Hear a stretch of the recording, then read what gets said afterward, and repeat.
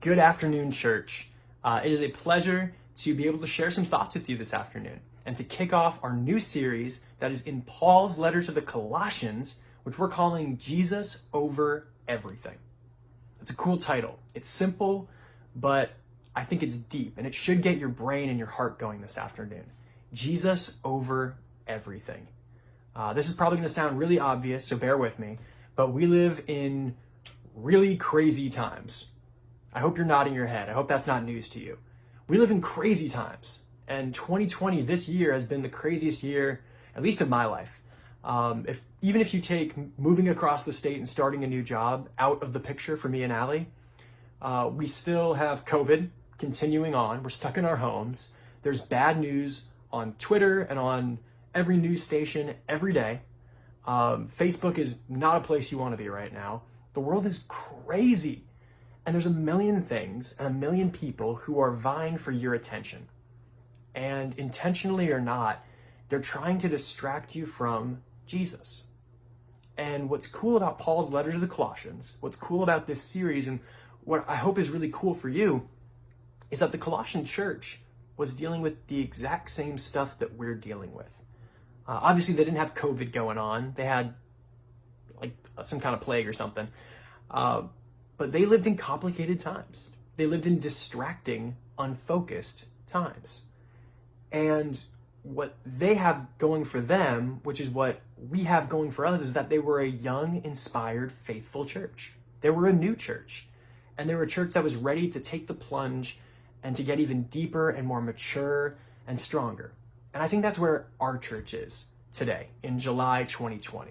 And I hope that there are lessons in the book of Colossians that inspire us and transform our hearts and our lives so that our church can transform the entire Tri-Cities and the whole Columbia Basin at large.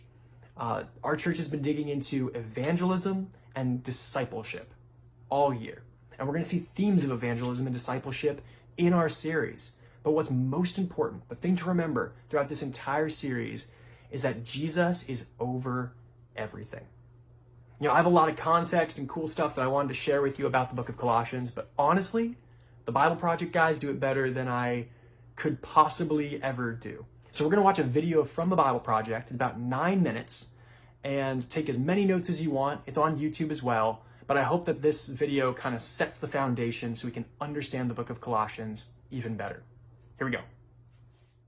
Paul's letter to the Colossians.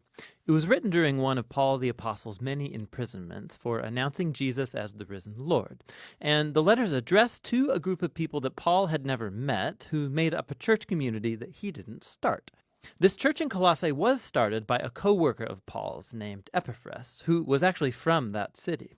And Epaphras had recently visited Paul in prison, and he updated him on how well the Colossians were doing overall, but he also mentioned some of the cultural pressures tempting them to turn away from Jesus.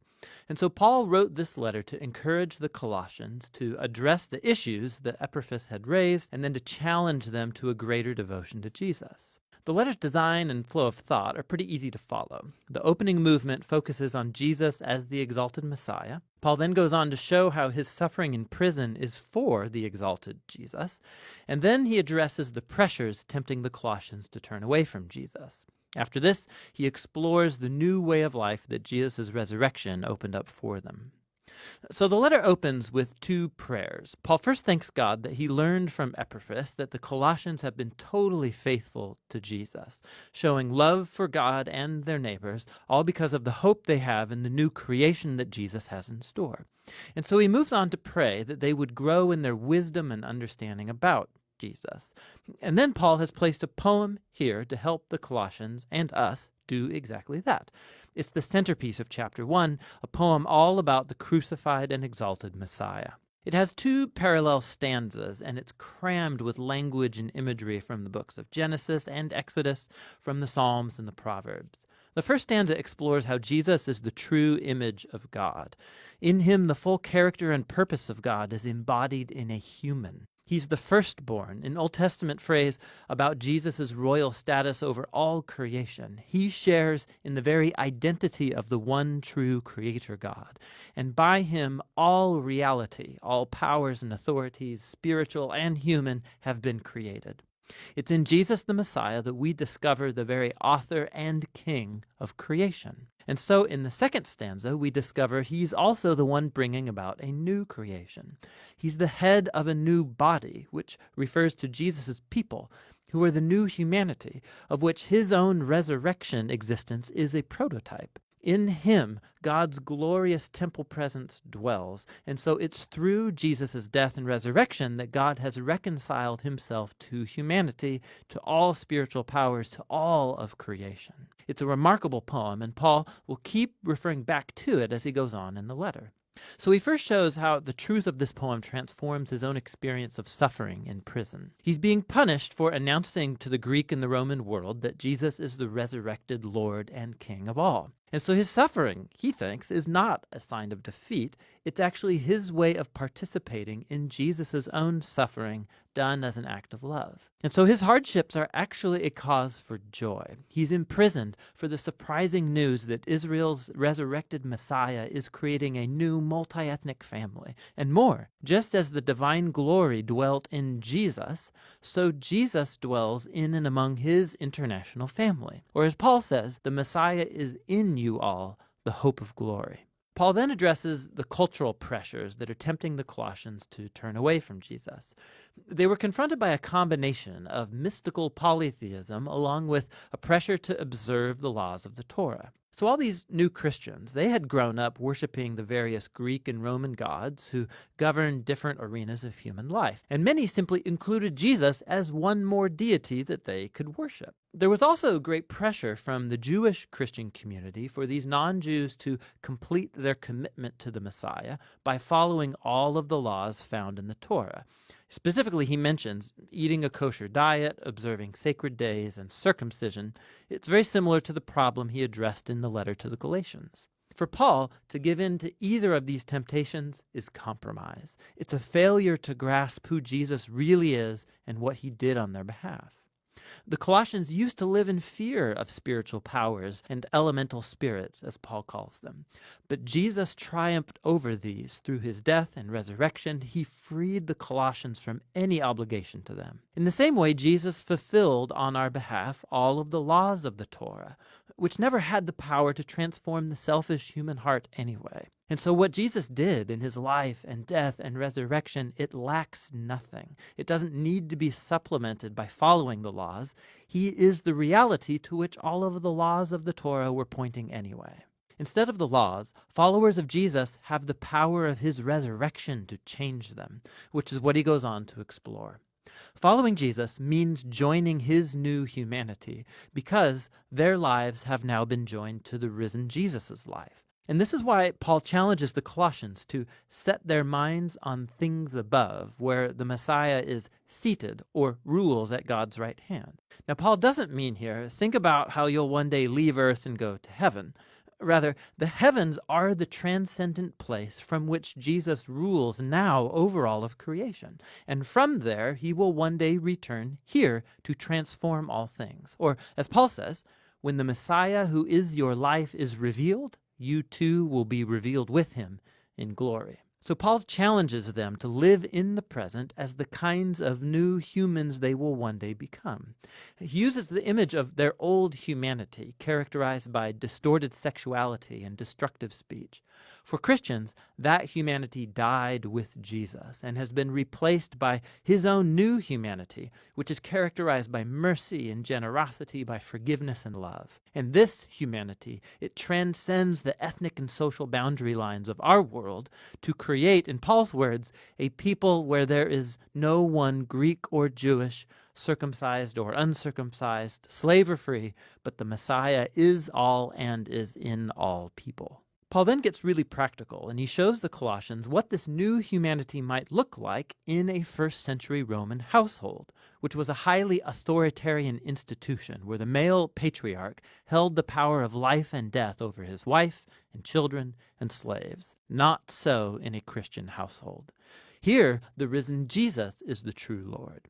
And so, in the Lord, the wife allows her husband to become responsible for her, and the husband is subject to Jesus by loving his wife and placing her well-being above his own. In a home where Jesus is Lord, children are not objects, but are called to maturity and to respect, and parents are to raise their children with patience and understanding. Christians who are slaves are to honor their human masters precisely because they're not the real master. Jesus is. And Christians who have slaves are to understand that this slave is not their property, but rather a fellow member of Jesus' body to be honored and embraced in love. And Paul's walking a very fine line here. He is reshaping the most basic Roman institution around Jesus, who rules by his self-giving love. And so while he doesn't abolish the household structure outright, the exalted Messiah demands that it be transformed, almost beyond the point of recognition for any Roman living in Colossae. You can see this most clearly in the letter's conclusion. After a request for prayer, Paul applies these instructions about Christian slaves and masters. And we discover that Tychicus is the one carrying and reading this letter to the Colossians, and he's accompanied by a certain Onesimus, who was a former slave to a Colossian Christian named Philemon. And we discover from another letter addressed to Philemon that Onesimus had escaped from his master. It was a crime worthy of imprisonment. But Paul asks the whole church to greet Onesimus as a faithful and beloved brother in the Lord. And then in the letter to Philemon, Paul says that he should receive Onesimus no longer as a slave, but as a brother. Talk about ending the letter with a punch. So in the letter to the Colossians, Paul is inviting us to see that no part of human existence remains untouched by the loving and liberating rule of the risen Jesus. Our suffering, our temptation to compromise, our moral character, the power dynamics in our homes, all of it must be re-examined and transformed.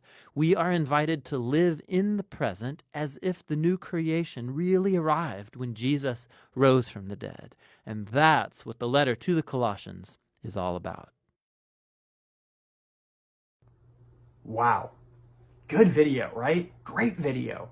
But it's a little bit dense. So if you want to go back, you can watch it again on YouTube. I highly encourage you to, actually, because it's so much information. It took me a couple tries to get everything. The title of our lesson this afternoon is Jesus is Supreme. Jesus is supreme. I hope you believe that's true this afternoon. And today we're just focusing on Colossians 1, verses 15 through 23, which in that Bible Project video, it's called the Messiah poem, which I think is really cool. A couple things we pulled from this incredible Bible Project video. A few highlights. The first is that Colossae is a faithful church. This isn't some struggling church that's about to completely die out. No, they're young and they're growing and they're faithful, but they're doing what everybody does in their walk with God. They're losing focus. They need to refocus their whole lives on Jesus. And if they don't do that, they're going to drift and they're going to get weird. Or at worst, they're going to fall away entirely. They're tempted by the same stuff that we're tempted by. They're tempted to focus on, I should say, the suffering in the world. They're tempted to focus on worldly wisdom or legalism or pseudo-spirituality or societal pressure. There's a million things vying for their attention. They don't have COVID-19 in that world, but illness and poverty and danger was in their world every day. They didn't have the same government that we do, but they had a corrupt Roman Empire that they were constantly under threat of. They had difficult, dangerous, unfocused lives, just like we can have. But Paul reminds them in his letter to the Colossians that Jesus changes everything. Look, I know this is obvious to some of you guys. I know it's going to feel kind of basic to say it, but I lose focus. You probably do too. I've been a disciple for almost 14 years. I've done a couple laps. And as I run the race, I can honestly forget that Jesus is just flat out incredible. Honestly, it's kind of a shameful thing to admit, but I can get tired of or bored of the fact that Jesus is the most amazing, incredible person who ever lived. I can get tired of it. I can lose focus. And what I'm learning in my life and continually relearning in my life is that my awe, my amazement at the risen Messiah has direct consequences on my life. I'll say that again. My amazement at the risen Messiah has direct consequences at my life. I'll say it a different way. The amount that I'm in love with Jesus changes the way that I live. If you want to get really catchy with it, all of Christ leads to an awesome life. You like that?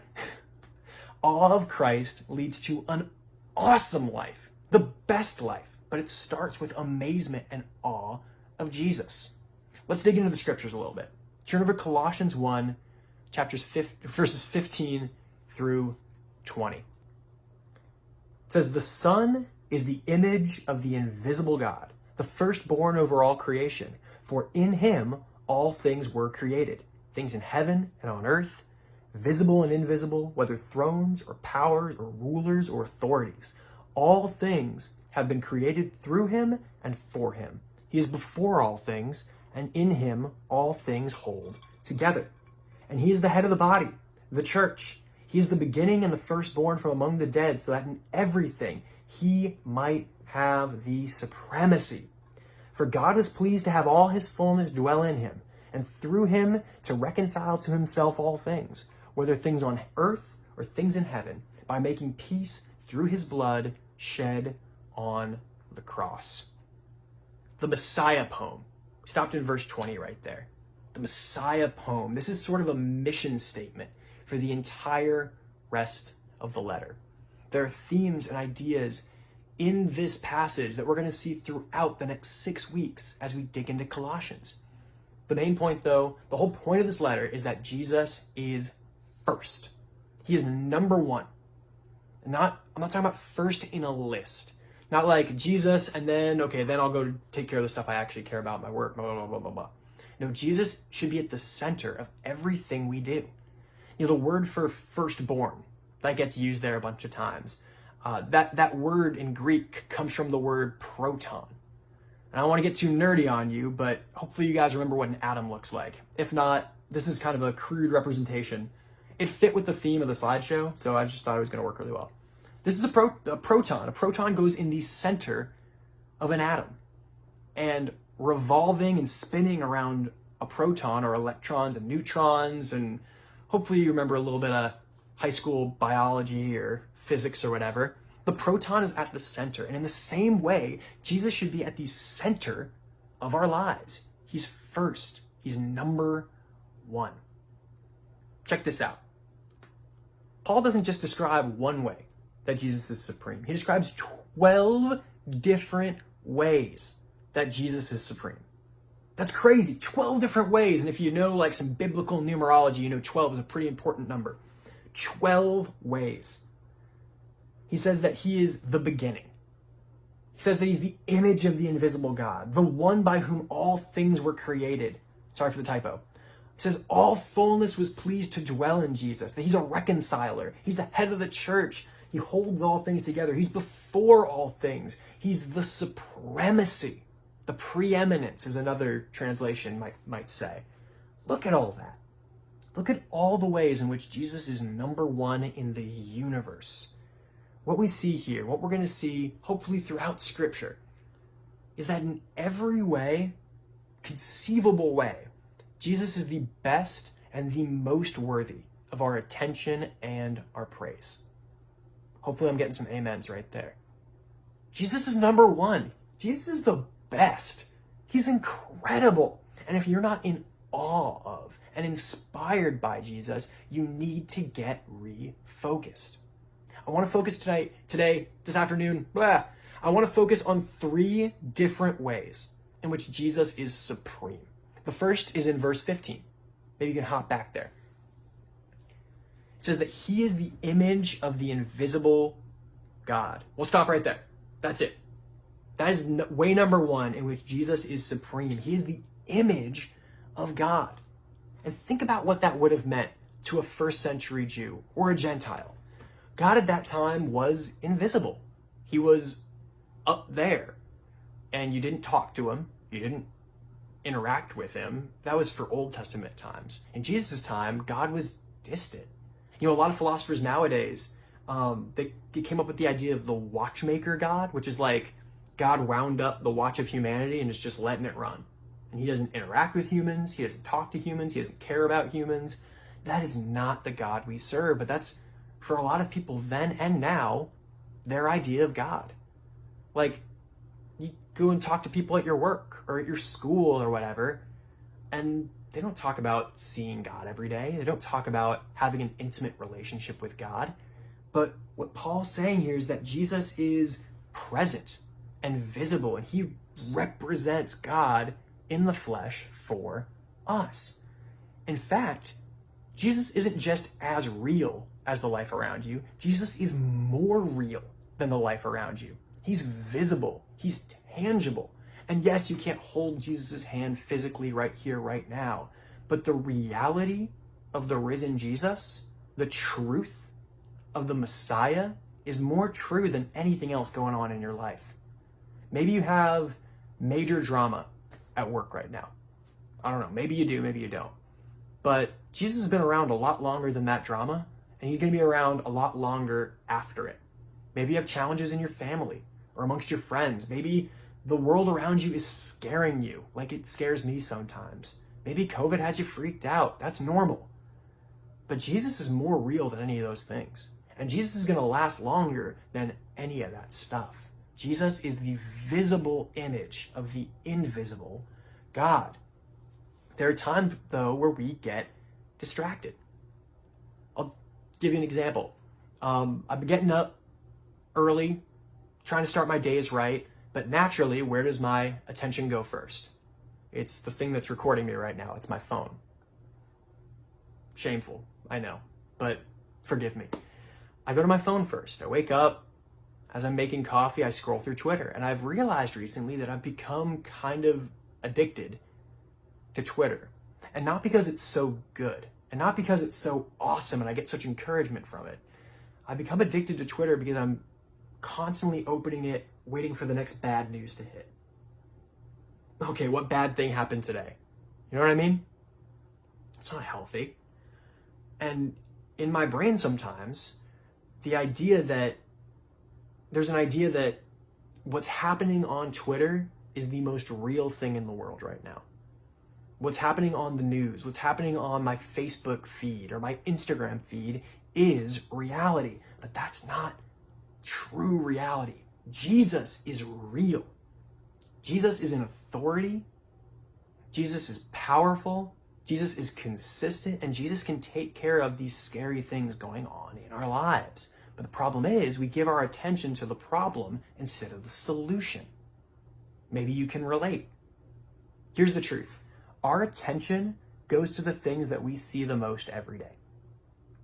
You will end up thinking about the things and the people that you spend the most time with. I play a lot of disc golf. You know what I do when I'm not thinking about anything else? Think about getting better at disc golf. Kind of nerdy like that. The truth is, if you spend the majority of your time focused on bad news, you're going to have bad thoughts often. You're going to live fearfully. You're going to have anxiety. But by focusing on Jesus, it doesn't mean you're going to completely eliminate the worry or the fear in your life, but your brain will transform. There's literally brain science that proves this. When we spend more time focused on the Word, focus on the person of Jesus, our brains change. New channels form on our brain, and we start thinking about Him more and more. We start going to Him as a solution more and more. My question for you is Jesus visible in your life? Or do you put Jesus in the closet until Sunday? Do you keep Him in the spare room or in your backyard until you really, really need Him? Is Jesus visible in your life? Because He is supreme. He is powerful. He's number one. But we've got to look at Him.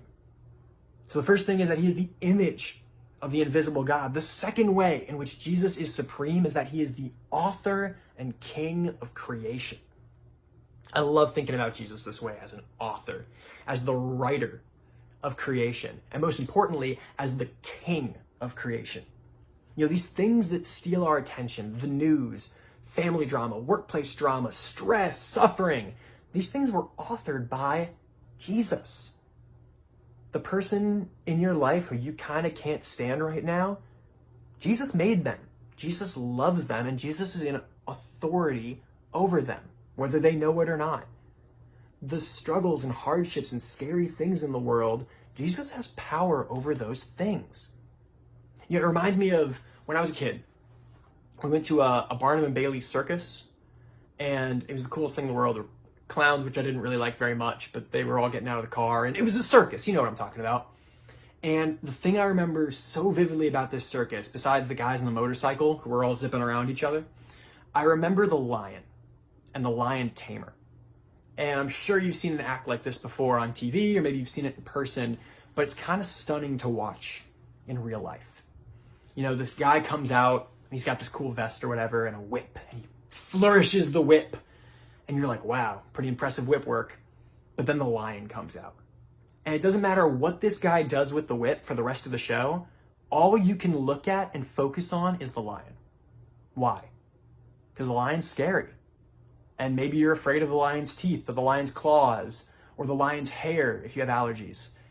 You're afraid of the lion, and so you focus on the lion. But the truth is, the lion isn't the star of the show. The lion tamer is the star of the show. The lion tamer is the one who's in authority.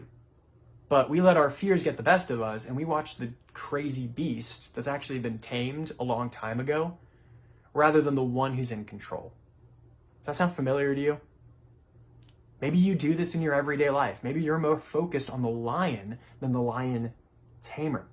I want to encourage you to look to the one who is the king and author of creation. Now, the lion tamer didn't create the lion, so it's not a perfect metaphor, but Jesus is in control of everything that is scaring you right now. The lions in your life have actually already been tamed by Jesus. So there's nothing to be afraid of. It's backwards. It's backwards to be focused on the lion, but not on the one who's in control of the lion.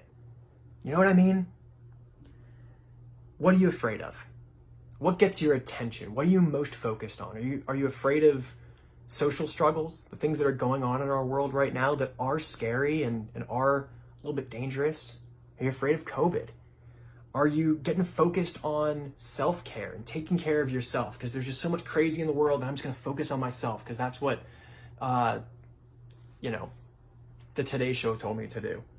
Are you getting really focused on politics like I can get tempted to do? Are you getting really focused on your own success? It's okay to think about these things. Before I say anything else, don't ignore the news. There's nothing biblically that says that we should just ignore everything that's going on in the world and none of it matters.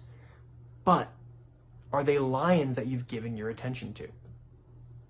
Are you more focused on what the world is telling you than what Jesus is telling you? Are you focused on the lion tamer? It's okay to care about these things. It's okay to care about racial injustice in our country. It's okay to care about COVID. It's okay to care about the scary things going on in the world. But put them in their proper order. Put the lion in its place with a whip. We already have a king of a lion tamer, an author of all creation who is in control of the situation. Jesus is supreme. The third way that Jesus is supreme, in verse 19, let's go back and read that really quick. Verses 19 and 20. I probably should have turned there before I said that. Nice, I already got it.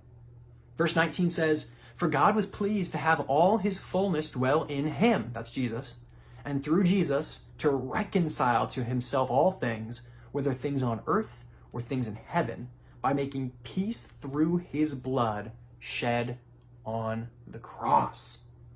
What's the third way in which Jesus is supreme? His resurrection leads to our resurrection. That is supreme. That is king stuff. Jesus died and was resurrected from the dead. And that's cool enough on its own, but that gives us the opportunity to be resurrected ourselves and to live resurrected lives in his kingdom. That is supreme. You see, it would be awesome. It would be enough if Jesus was an awesome king. But he's also a king who invites us into his kingdom, and that is supreme. That's incredible. We should be inspired by Jesus' generosity. See, Jesus isn't a distant king. He's not some weak king or some lame duck king. He is relational, and he's powerful enough to repair our broken relationships with God. That is supreme. That is incredible. That's why he's number one. That's why he's the best thing in the world. It's because he does something that we could never do. We could never save ourselves from our sins. We could never repair our broken relationship with God. I'll tell you what, if that doesn't inspire you, if you go, resurrection's kind of neat, whatever. Grace, I've heard that one before. If that doesn't inspire you, it's time to refocus. It's time to get your focus back on the only person that deserves your full attention. Jesus is supreme. He is everything for us. He is the true image of God. He is the author and the king of creation, and his resurrection leads to ours. And I get an amen to that. But here's the truth. The truth is, you and I both get tempted. Tempted to look away. Tempted to get distracted or unfocused by worldly authority, like it says in verse 16, by false spirituality, by legalism, by rules, by all the things we need to get done, by material wealth. All these things tempt and distract us. But you know what? Jesus created it all. Jesus created every single thing that we give our attention to. And what Paul's saying in this Messiah poem, and what he's saying throughout the book of Colossians, is don't settle for less. Don't worship money. Don't worship legalism. Don't worship old wives' tales. Don't worship the societal way of doing things. Don't worship that stuff. Worship the one who created it. Worship the lion tamer. Worship Jesus, because Jesus is the only one who is the king of creation. I'm easily swayed by what is right in front of me. I'm easily swayed by things that seem powerful, or seem smart, or seem wise. When someone delivers a really compelling, convincing, smart-sounding argument to me, I tend to believe them. But Jesus transcends all that. And Jesus offers you so much more than any persuasive argument. He offers you true worship and total reconciliation with God. And only he can do it. That's why he's supreme. The truth is, our awe of Christ leads to an awesome life. Awe of Christ leads to an awesome life. We need to get in awe of Jesus today. We need to be in awe of the fact that he is the true image of God. We need to be in awe of the fact that he is the author and king of creation, and in awe of the fact that his resurrection leads to ours. One more way in which he's supreme. I'll give you a bonus one, because I like you. Check out verse 21. As we lead into communion right now. Colossians 1:21 through 23 says, once you were alienated from God and were enemies in your minds because of your evil behavior. But now he has reconciled you by Christ's physical body through death to present you holy in his sight, without blemish and free from accusation, if you continue in your faith, established and firm, and do not move from the hope held out in the gospel. This is the gospel that you heard, and that has been proclaimed to every creature under heaven, and of which I, Paul, have become a servant. What's more supreme than that? Like I just said, Christ has personally, intimately made reconciliation with God possible through his death on the cross. And he's the only one who could do it. He was the only one who was perfect enough, incredible enough, awesome enough to do it. Nothing and no one deserves more praise. Don't be focused on the scary things in the world. Give them their proper attention, but don't give them all your attention. Don't be focused on family drama. Don't get fixated on these things that are wasting away and are not going to last. Jesus is the king. And as we take communion now, I want us to meditate on what the supreme king personally did for each and every one of us. It says there that you were alienated from God and were enemies in your mind. Think about that time in your life. Think about the time in your life when you've been many times in your life when you were alienated from God, when you were an enemy of God because of your evil behavior. You know what the Supreme King did for you? He died for you. He sacrificed himself for you even when you were his enemy. What else would do that for you? Who else could do that for you? Jesus is supreme, and he deserves every ounce of our focus, our attention, and our praise. Let's bow our heads. Father God, it is a gift to serve a supreme king. God, an incredible, inspiring king. God, not just a king who is powerful but distant, but a relational king who died on a cross for us because he loves us even when we were his enemies. God, I just want to pray for our awe this afternoon. Give us awe. Give us inspiration, God. Help us be inspired by the person of Jesus. God, there are a million crazy, insane, out of control things happening in our lives right now, God. I just want to pray for anybody suffering from COVID, people who are out of work, people who are struggling and suffering from the hurts of racial injustice in our country, God. All of the terrible, awful things that feel completely out of control like lions. God, I want to pray for hope in Jesus, for our church.